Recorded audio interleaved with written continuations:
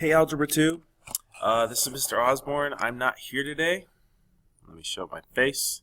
I'm not here today because I'm doing a training for new teachers. So I'm going to have you work on some other work while I'm not here today. This is going to basically be a review for you guys. First thing you're going to be doing is working on a quiz, which is online like the quiz is, like we did before. Then you're going to work on your IXL. And if you get done with all that, then I want you to start your homework and watch this Ed puzzle that you're about to see here. Okay, so if you haven't finished those first two, the quiz, your IXL, and got your 80 points, then I want you to focus on getting that done and then do this. If you don't finish those two first assignments in class, then I want you to do them the next day, okay? And then for tonight, your homework is going to be 8.4, factoring the GCF, day 2, the one you're about to see right now. Okay, so we're about to go through this assignment just to show you the steps on doing this assignment. It's the same thing like we did the other day, as we did in our notes, but this is going to be basically part 2 of that. Okay, so let's get started. Okay, so if you look here at this problem here, so let's focus in on this. It says fill in the missing part of each factorization. So on Tuesday, we factored out a GCF. So like for instance here, this 3x, we factored it out. And then we get 3x times whatever is left over. Now here, we have to do a little bit more thinking, because here's the original expression, and then here it is factored out, but we're missing a term. If we go back to our notes, remember to find this term and this term and this term. The first thing you had to do is say, let me move it down a little bit. The first thing you had to do is look at the numbers. You go here up to this number and you say, okay, this is 6, this is 3, so I do 6 divided by 3 is 2. Then I say, okay, well I have 3 x's here. I took away 1 x, so now I have 2 x's. And then you do that with each number as you go across. I have a 9, divide by 3, I get 3. I had 1 x, I take away 1 x, now I have no x's. Here, 3 divided by 3 is 1. And then I started with 2 x's, and I take away an x, and now I have 1 x. Okay? And then don't forget the signs. The plus here, minus here. Okay, so with this problem, we're factoring out this expression, and then we need to fill in the missing term. Okay, so if we go back and use our colors like we did before, here's our number, 6, and we do 6 divided by 2 is 3. And then here, 8 divided by 2 is 4. And then with the 8, there was no y, and we didn't take away any y's, so we don't have a y. Okay, so that's it. You just fill it in. And then you do the same thing with this next one, number 2. Now this one, same idea, a little bit different.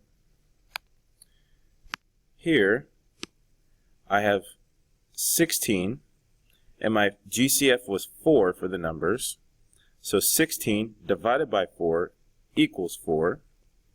And then the next number is 12, which we divide by this number 4, which should give us 3. And then we have to look at, again, the variables. Well, here, the 16, I had 1y. I took away a y, 1y, and now I have no y's. And then for the 12y squared, I had 2 y's, because it's 2y squared, so that means we have 2. I took away 1, so now I'm just left with 1. So it's 3y. Okay? And that should help you do the rest of these problems. You're just filling in the missing term. Okay? So if anything, like a problem like this, you could just factor this yourself and come up with the answer and see if it matches what we have here, and then fill in the blanks. Okay? Now to the next one.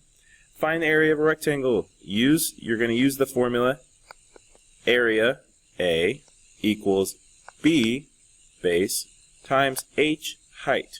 So let's actually write that out. So area equals base times height. So again, area A equals base B times height H. Okay, now we need to find the missing dimension of the rectangles. Okay, so if you look here in this first one, the dimensions, remember, are here is one side, and then another, then the opposite side. Okay, so the dimension on here is x minus 3. So that's our first dimension, but we're missing one. So first dimension is x minus 3. But it does say that the area is equal to the 6x and this negative 18. So if I write 6x minus 18, well, that's equal to this dimension, 8 minus 3, times whatever this dimension is, and we don't know what that one is. And that's our missing dimension. And so now here you do the same thing like you did in the last problem. Find that missing dimension. And you're basically going to do the same thing like factor out your GCF. Well, here, let's see, between 6 and 18, what's the biggest number I can divide? The biggest number I can divide is 6. And then look at the letters. Do they have letters that are the same? No. They both don't have x. So the only GCF I can factor out, in this case, is the 6 for the numbers. And there it is. There is my dimensions, 6 by x minus 3. So this would be my missing dimension, 6. Okay? And then this one is the same thing. Here, my dimension is 2 by, we don't know. We don't know what this one is. So then, but we know the area is equal to 4x plus 10 in the inside, and that equals 2 times something. Well, here you're just going to have to complete the factorization. Okay, so here's our GCF, the 2, and then you have to find what we have left, the missing terms. Okay? And then the ones down here, number 9 and 10, we don't have any dimension. We don't have this one or this one. So now we just have to factor 5x minus 10 and figure out what's the GCF, and then what are we left with. Okay, and you're going to do that for number 10 as well, right here. Sorry. Okay, now this last one. This one's going to be review, but now we have more than one letter, more than one variable. This one here. Okay, so now this one, just remember, look across. First we're looking at the numbers, and the numbers here are 15, 25, and don't forget the 1 in front of the x. So now for the numbers, well, the most common number, or the number that the biggest number we can divide into each of these, is just 1. Because 15, 25, yes, I could divide 5, but for 1, there's nothing bigger than 1 itself. So really, the GCF for the numbers is just 1. Now, here, when you have more than one letter, you do one letter at a time. So first, let's look at the x's. How many are the same? How many in common? Well, if we look across, x squared, x, and x, we only have one x. We have at least one x for each one. Okay.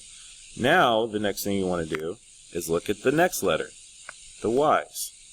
Well, here, the last one, there is no y. So, if we were to look all the way across, here, there's a y. Here, there's a y, but here, there's no y. So if they don't all have y's, then we can't take out a y. So now, Same steps. 15 divided by 1, well, that's still 15. Started with 2 x's, take away 1x, I have 1x. Started with 2 y's, no y's taken away, y squared. Then put the plus sign. Then 25 divided by 1, 20, still 25. And then they have 1x, take away an x, well we have no x's. And then here y, well we didn't take away a y, so we still have y, plus 1 divided by 1, which is just 1. And then we had an x, took away an x, and now no x's. And then we didn't have a y to begin with, so it's just 1. And the only thing I don't like about this is that we have a 1 here, so let's take away that 1 and then make it nice and clean.